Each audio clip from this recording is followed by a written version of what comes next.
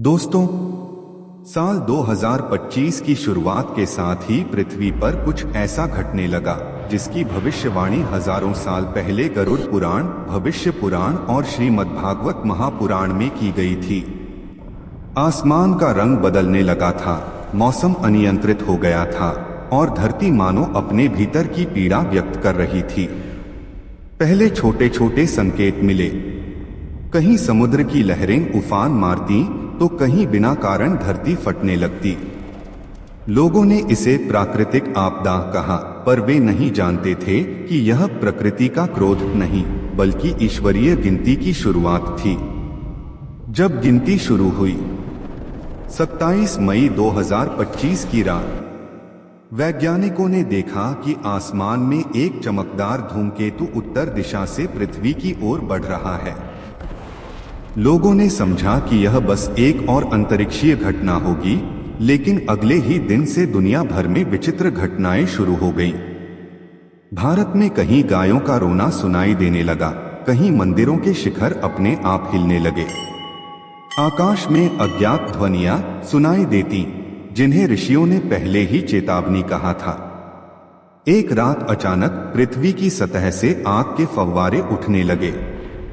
धरती के गर्भ से निकली लपटें मानो यह कह रही थीं, अब बहुत हो गया, पाप की सीमा पूरी हो चुकी है।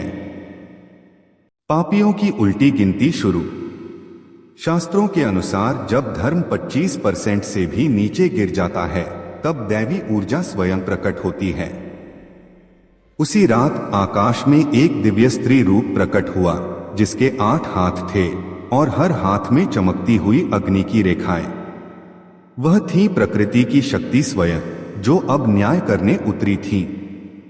उन्होंने कहा, 2025 से 2030 तक पापियों की उल्टी गिनती शुरू हो चुकी है। जो झूठ, अत्याचार और लोभ में लिप्त रहेंगे, वे पृथ्वी की अग्नि में समा जाएंगे। जो सत्य और धर्म के मार्ग पर रहेंगे, उन्हें ही नया सवेरा मिलेगा। और उसी क्षण से पृथ्वी के हर कोने में ऊर्जा का अदृश्य कंपन फैलने लगा।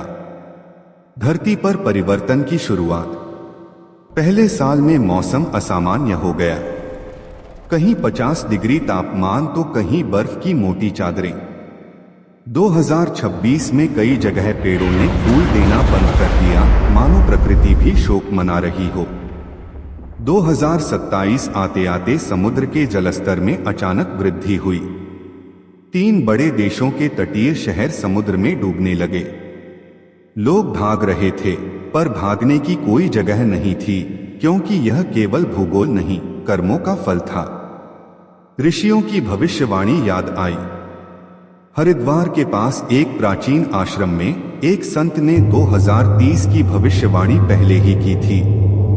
जब आसमान में अग्नि का गोला दिखेगा और धरती के बीच से प्रकाश की रेखा निकलेगी, समझ लेना सृष्टि अपने अगले अध्याय में प्रवेश कर रही है। वह रेखा वही थी जिसने पृथ्वी को 2 भागों में बांट दिया। लाखों लोग उस प्रकाश के आगे गिर पड़े और उनके पाप उसी ज्योति में जलकर राख हो गए।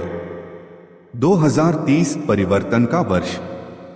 जैसे जैसे वर्ष 2030 करीब आया, धरती पर मानव और प्रकृति के बीच युद्ध सा दृश्य बनने लगा। किसी के खेत सूख रहे थे, किसी की नदियां आग उगल रही थीं।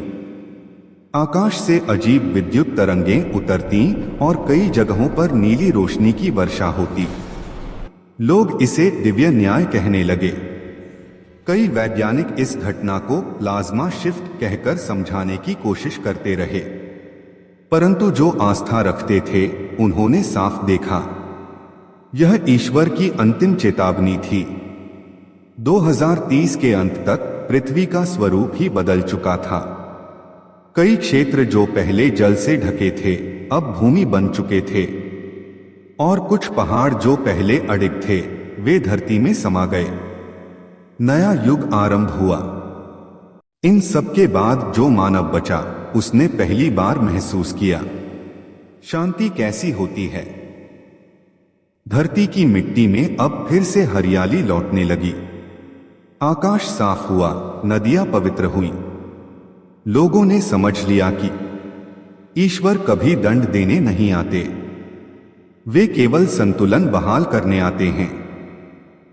और इसी के साथ शुरू हुआ एक नया युग, सत्ययुग का आरंभ, जहां धर्म फिर से प्रतिष्ठित हुआ और पृथ्वी ने गहरी सांस ली। अंतिम संदेश जो यह कथा सुन रहे हैं, याद रखें 2025 से 2030 का समय केवल एक भविष्यवाणी नहीं है, यह हमारे कर्मों का आईना है। अगर मनुष्य ने अभी भी लालच, हिंसा और अधर्म का रास्ता नहीं छोड़ा, तो वही ज्योति फिर प्रकट होगी और सब कुछ अपने संतुलन में लौटा देगी। क्योंकि अंततः पृथ्वी माता सब कुछ सह लेती है, पर अन्याय नहीं।